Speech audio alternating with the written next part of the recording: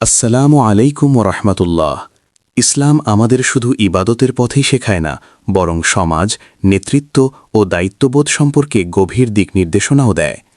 কিয়ামত কখন সংঘটিত হবে, এ প্রশ্ন মানবজাতির চিরন্তন কৌতূহল। কিন্তু আল্লাহর রাসূল সাল্লাল্লাহু আলাইহি ওয়াসাল্লাম আমাদের সেই প্রশ্নের উত্তরে সময় না জানিয়ে বরং এমন কিছু বাস্তব আলামতের কথা বলেছেন, যা দেখেই একজন সচেতন মুমিন কিয়ামতের নিকটবর্তী হওয়া বুঝতে পারে।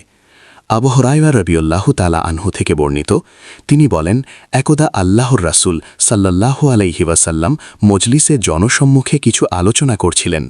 ইতোমধ্যে তার নিকট জনৈক বেদুইন এসে জিজ্ঞেস করল, কিয়ামত কখন সংঘটিত হবে। আল্লাহর রাসূল সাল্লাল্লাহু আলাইহি ওয়াসাল্লাম তার আলোচনায় রত থাকলেন। এতে কেউ কেউ বললেন, লোকটি যা বলেছে তিনি তা শুনেছেন, কিন্তু তার কথা পছন্দ করেননি। আর কেউ কেউ বললেন, বরং তিনি শুনতেই পাননি।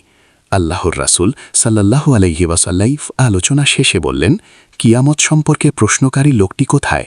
সে বলল, এই যে আমি, হে আল্লাহর রাসূল। তিনি বললেন, যখন কোনো অনুপযুক্ত ব্যক্তির ওপর কোনো আজের দায়িত্ব দেয়া হয়, তখন তুমি কিয়ামতের অপেক্ষা করবে।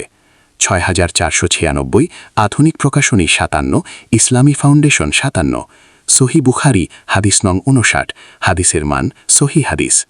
এই হাদিসের মাধ্যমে আল্লাহর রাসূল সাল্লাল্লাহু আলাইহি ওয়াসাল্লাম আমাদের কিয়ামতের নির্দিষ্ট সময় জানাতে না গিয়ে কিয়ামতের একটি বড় আলামতের দিকে দৃষ্টি আকর্ষণ করেছেন। সমাজ ও রাষ্ট্রের দায়িত্ব যখন অযোগ্য, আমানতদারহীন ও দায়িত্বজ্ঞানহীন মানুষের হাতে তুলে দেয়া হয়, তখন তা শুধু বিশৃঙ্খলায় সৃষ্টি করে না, বরং কিয়ামতের নিকটবর্তী হবার ইঙ্গিত বহন করে।